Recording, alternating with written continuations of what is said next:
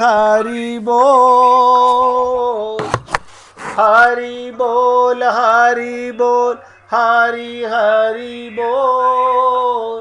केशव माधव गोविंद बोल, केशव माधव गोविंद बोल। हरि बोल, हरि बोल, हरि हरि बोल, हरि बोल, हरि बोल, हरि हरि बोल। केशव माधव गोविंद बोल, केशव माधव गोविंद बोल। हरि बोल, हरि बोल, हरि हरि बोल, हरि बोल, हरि बोल, हरि हरि बोल। केशव माधव गोविंद बोल, केशव माधव गोविंद बोल। आप ये सोच कर के निराश मत होइएगा, तो इसका मतलब अभिमान तो हमारा मरेगा ही नहीं। नहीं, ये भी मरेगा। इसकी भी दवा आपको सुनने समझने का मौका मिलेगा। बस क्या चाहिए? पूर्ण एकाग्रता। अब आपकी एकाग्रता, हम सोचिएगा, हम सब में ये अभिमान,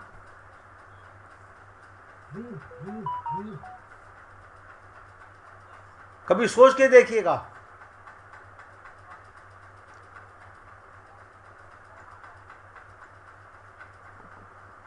तो हम लोग अगर भगवत प्राप्ति करना चाहते हैं, अपना कल्याण करना चाहते हैं, तो हमारे को कैसे ये ज्ञान होगा? कैसे हम जान पाएंगे कि भगवान कौन हैं? भगवान को कैसे हमें समझ में आएगा? ये सब बातें हम लोगों को बहुत एकाग्रता के साथ सत्संग के अंदर, हर रोग का इलाज है, लेकिन उसके लिए तत्परता चाहिए, जिज्ञासा चाहिए, लालसा चाहिए। जैसे डॉक्टर की बताई हुई बातों को हम लोग इतनी ध्यान से सुनते हैं, ओहो, इतने ध्यान से, कितने ध्यान से कि उस समय किसी का मोबाइल भी आ रहा हो, उसे साइलेंट कर देते हैं। हाँ डॉक्टर साहब बताइए, क्यों? आप निरोगी होना चाहते हैं। अब सत्संग के अंदर हम निरोगी होना चाहते हैं, मन के रोगों को मारना चाहते हो, तो सत्संग का एक एक शब्द दवा के रूप में ग्रहण किया जाता है। ये आप सब लोगों से निवेदन करता हूं, अच्छा लगे तो जीवन में उतारिएगा। पहले 1 मिनट अपने प्रभु को अपने शब्दों में, सरल शब्दों में प्रार्थना करना और सीखिएगा। हे प्रभु, हे नारायण, हे केशव, आपने मुझे समर्थ बुद्धिमान बनाया, आपने मुझे समर्थ बुद्धिमान बनाया। हाँ, कि मैं संसार का संतुलन बनाने में मदद कर सकूं, संसार के सभी स्थावर जंगम जीवों का संरक्षण दे सकूं और अपना भोजन स्वयं उत्पन्न कर सकूं तथा कमजोर जीवों को उनकी सहायता कर सकूं। परंतु ध्यान दो, मैं अभिमानी, मैं अहंकारी, अपने स्वार्थ में अंधा होकर स्थावर जंगम सभी जीवों को मिटाकर आपकी इस धरा पर, ध्यान दीजिएगा, आपकी इस धरा पर एक छत्र राज्य बनाना चाहता हूं।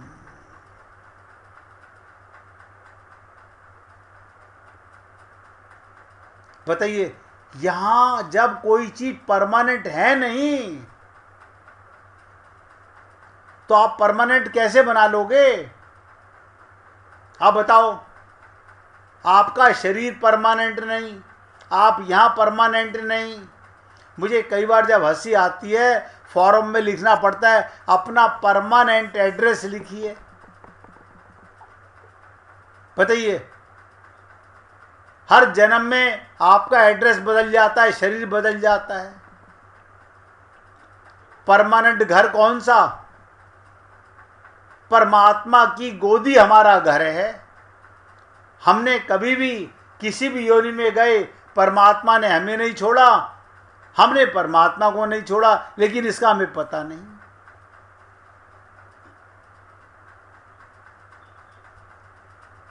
हमारी गलती क्या है?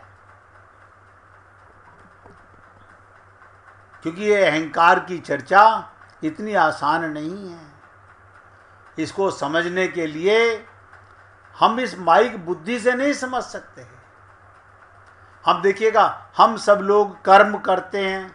हम कहेंगे हम कर्म करते हैं, तो कर्म तो करना चाहिए।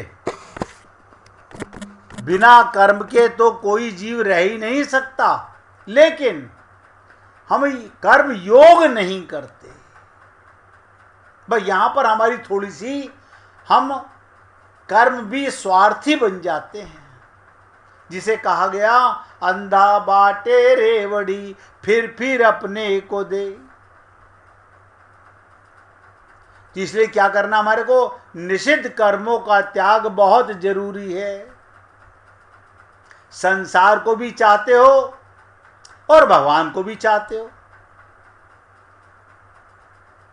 तो किया हुआ साधन व्यर्थ नहीं जाएगा, पर वर्तमान में विशेष लाभ नहीं होगा। कोई भी कर्तव्य कर्म दूसरों के हित के लिए किया जाए तो ये भजन है। नोट कर लो, दूसरों के लिए किया गया कर्तव्य और कर्म, ये भजन है भगवान का। क्या मतलब? इसी को योग बोलते हैं। जिसके लिए तुम कर्म कर रहे हो, उसे भगवान का मान के करो, कर्म योग हो गया। इतनी सी बात है, जताने की जरूरत नहीं है, आपको समझना है। किया हुआ साधन व्यर्थ नहीं जाएगा। तो कोई भी कर्तव्य कर्म दूसरों के हित के लिए किया जाए तो ये भजन है, और अपने लिए किया जाए तो नोट कर लो, पाप है। मैं अब क्या कहूं आपसे? हम सब लोग, मैंने कई बार आपसे निवेदन किया, हमें भगवान का संसार दुख नहीं दे रहा। हमें मनोमय संसार, जहां हमने एक अपना दायरा बना लिया, जहां अपनापन हो गया, और गा ये रहे हैं, सिया राम मैं सब जग जानी। यानी मानते क्या है, करते क्या है। इसलिए प्रत्येक कर्म, प्रत्येक की सेवा आप भगवान का मान के करो, बस इतनी सी बात है। अपने लिए किया हुआ कर्म पाप, उसके निमित्त किया हुआ धर्म। समाधि भी, एक एक शब्द ध्यान दीजिएगा, बहुत से लोग समाधि अपने लिए नहीं करनी, भजन भी संसार या भगवान के लिए करना है। भजन माने का कर्म, यानी प्रत्येक कर्म संसार और भगवान के निमित्त करना है। अपने सुख के लिए कर्म करने वाला राक्षस की श्रेणी में आता है। मैं क्या करूं? अगर मैं सत्य नहीं बोलूं तो भगवान मेरे अंदर बैठा हुआ मुझे दंड देगा। मैं सत्य बोलूं और हमें बुरा लगे, अब कड़वी दवा भी हमें खानी पड़ती है ना, ऐसे कड़वे शब्द भी सुनने पड़ते हैं। अपने सुख के लिए कर्म करने वाला राक्षस की श्रेणी में आता है। कर्म शरीर से करना और फल स्वयं चाहना क्या उचित है? बताइए, कर्म शरीर से करना और फल स्वयं चाहना, शरीर तो संसार का और संसार के लिए है, शरीर संसार का और संसार के लिए, शरीर के द्वारा संसार की सेवा होनी चाहिए। बस इतनी सी बात है। जो अपने शरीर का पोषण नहीं करता, उसके शरीर का पोषण संसार करता है। जैसे माँ बालक का पोषण करती है, बालक तो अपना पोषण नहीं करता। आप शरीर को अपना मत मानो तो शरीर को भोजन देने का महात्म हो जाएगा, शरीर को संसार का मानो तो संसार की सेवा हो जाएगी। यानी कितनी गहरी बात, अपने शरीर की भी सेवा संसार के शरीर की सेवा हो रही है। इसमें भी अपनापन नहीं, इसे भी भगवान का मानो तो भगवान की सेवा हो जाए। बस आप बताइए, भगवान, मैं अपने शब्दों से नहीं बता रहा हूं, भगवान के शब्दों से बता रहा हूं। भगवान ने कहा सिया राम मैं सब जग जानी, यानी जड़ चेतन सब कुछ भगवान बने हुए हैं। गीता में भगवान कह रहे हैं वासुदेव सर्वम, सब कुछ मैं बना हुआ हूं। लेकिन हम स्वार्थी, अहंकारी, अभिमानी अपना अपना करे जा रहे हैं। कर्म बुरा नहीं, कर्म तो करना ही पड़ेगा। जिसकी सेवा करते हो उससे अपनापन हटा लो, बताइएगा। अथवा जिसको अपना नहीं मानते उसकी सेवा करो, दोनों का फल बराबर। यानी अपना हटाकर भगवान का मान लो, काम खत्म हो गया। आप अपने बच्चों की सेवा करते हो, हाँ करते हैं ना, भगवान के बच्चे हैं। ये अपनापन लाओगे तो पाप, वरना कर्म योग हो गया। देखिए छोटी छोटी बातें हम करते हैं, लेकिन मानने से बात बनेगी, बिना माने बात नहीं बनेगी।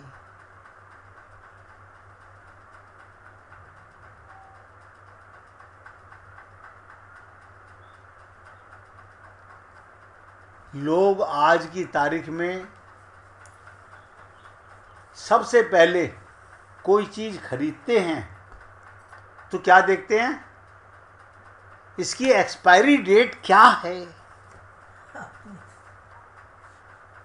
बताइए कमाल की चीज।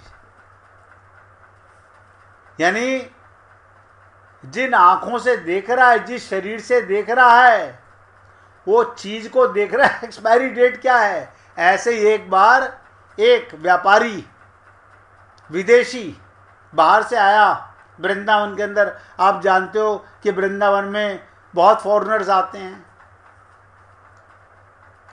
उसने किसी ने कहा कि वहां से भेजा, वहां से गोपी चंदन लेके आना।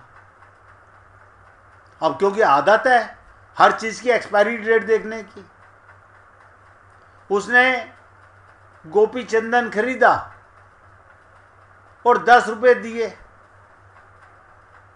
फिर उसने पूछा दुकानदार से, इस पे एक्सपायरी डेट नहीं लिखी हुई क्या है, कहीं ऐसा ना हो मैं ले जाऊं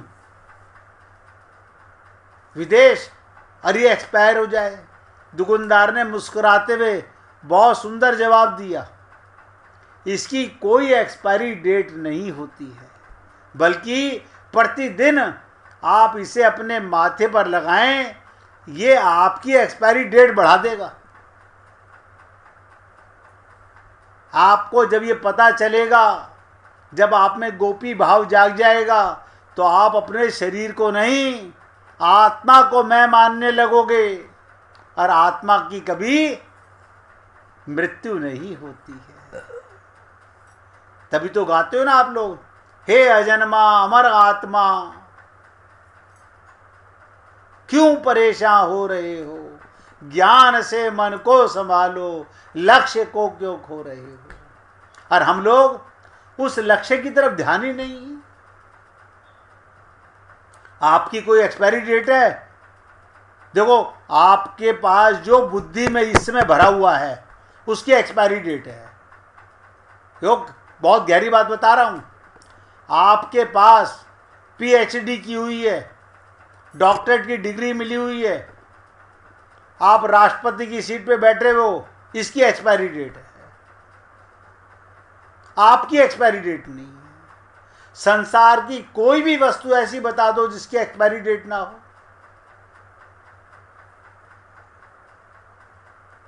इसलिए पूरी ताकत लगा के अगर हम समझेंगे तो एक दिन ऐसा होगा हमारे अंदर से अभिमान और अहंकार भी विदा हो जाएगा। लेकिन मैंने आपसे निवेदन किया, जैसे डॉक्टर के साथ सुनार के सामने एकाग्रचित्त होकर के सब चीज़ें सुनते हो, इसी प्रकार हमें भी हम अभिमान से कैसे बचेंगे, हम अहंकार से कैसे बच पाएंगे। मैं शरीर नहीं हूँ, मैं आत्मा हूँ, ये कब हो पाएगा? थोड़ा सा तो समय लगेगा। मैं निवेदन करूँगा, मैंने आपको कहा मैं आगे चर्चा आज क्यों नहीं कर रहा हूँ, क्योंकि मुझे पता है एक साथ बहुत कुछ सुनने के बाद ना इधर के रहते हैं ना उधर के रहते हैं। अब छोटी सी एक लीला सुन लीजिए बस, उसके बाद अपने शब्दों को विराम दूंगा। और किसी को भजन सुनाना हो तो निकाल के रखना भैया। एक बार तुलसीदास जी वृंदावन आए, वहाँ पर वो नित्य ही कृष्ण स्वरूप श्रीनाथ जी के दर्शन को जाते थे। उस मंदिर में एक महंत थे जिनका नाम था परशुराम। एक दिन जब नित्य की तरह तुलसी बाबा दर्शन करने पहुँचे तो उन्होंने देखा प्रभु के एक हाथ में बंसी है और एक हाथ में लकुटी है। प्रभु ने धोती काख रखी है, बांध रखी है, और माथे पर सुंदर मुकुट और गले में माला डाल रखी है। तुलसी दास जी दर्शन कर ही रहे थे, महंत जी ने तुरंत टोक के बोला, जिनका नाम था परशुराम, हर कोई अपने इष्ट को बंधन करता है, तो आपके इष्ट तो राम हैं, ये तो मेरे इष्ट हैं, और जो दूसरे के इष्ट को नमन करता है वो मूर्ख कहलाता है। देखो ऐसे ऐसे भी विद्वान लोग हैं दुनिया में, जबकि अंतर कहीं नहीं है मगर खोपड़ी में अंतर है। इतना सुनते ही पहले तो तुलसीदास जी हंसे, फिर मन में सीताराम जी को याद करके बोले, प्रभु आज की छवि का वर्णन क्या किया जाए। पहले तो हंसे और अपने सीताराम का ध्यान किया, उन्हें याद किया, याद ही ध्यान है। बोले, प्रभु आज की छवि का वर्णन क्या किया जाए, प्रभु आप कितने सुंदर हो। लेकिन जब ये तुलसीदास क्या कहा, तुलसीदास मस्तक, बड़ी विचित्र बात कही, जब झुकेगा तब आप धनुष बाण हाथ में लोगे। भक्त के बस में है भगवान। आप सोचिएगा, सिर्फ ये परशुराम को दिखाने के लिए कि तेरे को लगता है ये मेरे कृष्ण हैं, मुझे लगता है ये मेरे राम हैं, उसी के सामने कहा मैं तभी झुकूंगा जब प्रभु धनुष हाथ में लोगे। जैसे ही तुलसीदास जी ने कहा, प्रभु की मुरली लकड़ी गायब हो गई, और श्रीनाथ जी की प्रतिमा जो थी वो श्री राम की प्रतिमा हो गई, और हाथ में धनुष बाण आ गए। चारों तरफ तुलसीदास जी की जय जयकार होने लगी।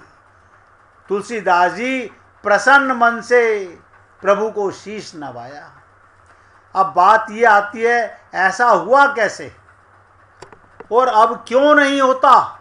ध्यान दीजिएगा, इसका सीधा सा प्रमाण रामचरितमानस में देखने को मिलता है। जब प्रभु राम कहते हैं, वो हमारे अंदर क्यों नहीं हो रहा? मैं इस कथा तो बहुत बार सुनी होगी आपने, ये बात इसलिए सुनाना चाहता हूँ, भगवान कहते हैं निर्मल मन जन सो मोहि पावा,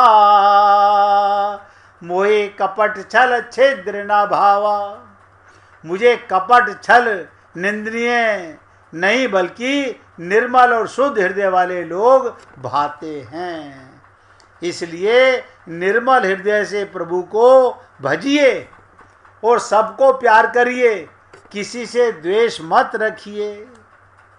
कहते ना, राम ही केवल प्रेम पियारा, जान लेहु जही जान निहारा। हे पुण्य आत्माओं, मैं अपने शब्दों को विराम दे रहा हूँ और आप सब पुण्य आत्माओं से निवेदन कर रहा हूँ, ये मौका मिला है पूरी एकाग्रता के साथ तन्मय हो करके आप सत्संग के प्रत्येक शब्द को एकाग्रता के साथ हृदयंगम करेंगे तो अभिमान भी मरेगा, अहंकार भी मरेगा, मोह भी मरेगा, लोभ भी मरेगा आपको, क्योंकि अपना ज्ञान हो जाएगा, अपने प्रीतम का भजन होने लगेगा।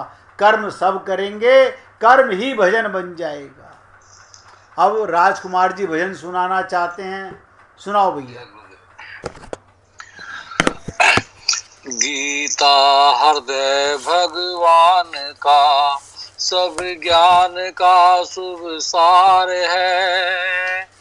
गीता हृदय भगवान का सब ज्ञान का शुभ सार है। इस शुद्ध गीता ज्ञान से ही चल रहा संसार है।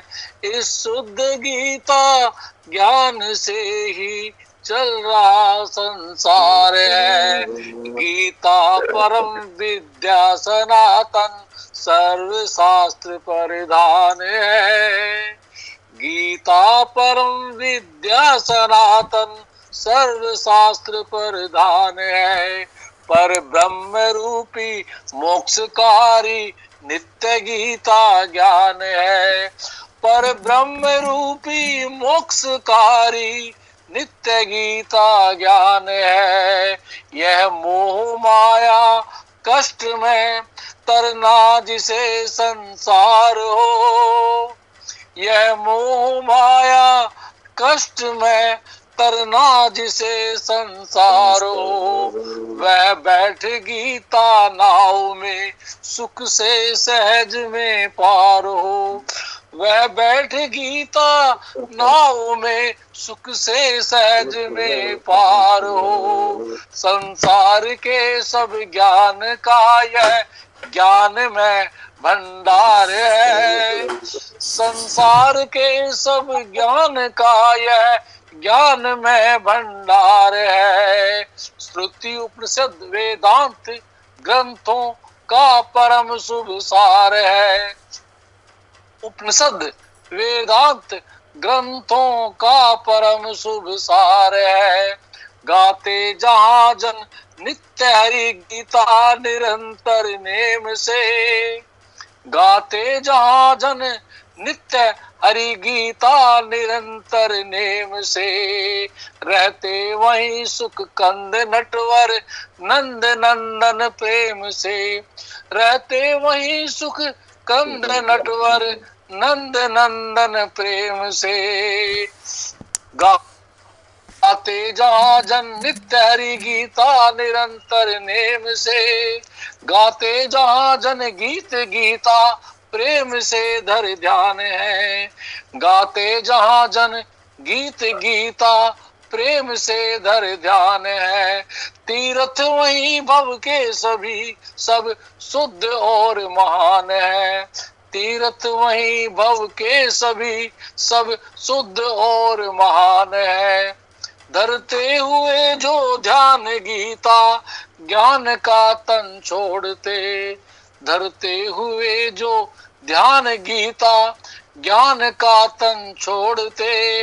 लेने उसे माधव मुरारी आप ही उठ दौड़ते। सुनते सुनाते नित्य जो सुनते सुनाते नित्य जो लाते इसे व्यवहार में। ते सुनाते नित्य जो, लाते इसे व्यवहार में, पाते परम पद ठोकरे खाते नहीं संसार में। पार्श्व विशेष लोभ ने सोना चुए, गीता ज्ञान दिनेश संसरती सागर चेतु है। जय गुरुदेव। बोलिए वृंदावन बिहारी लाल की जय जय श्री राधे जय जय श्री राधे। बोलिए लाल जी का मंगल हो, सभी भक्तों का मंगल हो। सबको राधे राधे भैया, सबको राधे राधे भाई, राधे राधे राधे राधे राधे जी, राधे राधे, सबको राधे राधे भैया।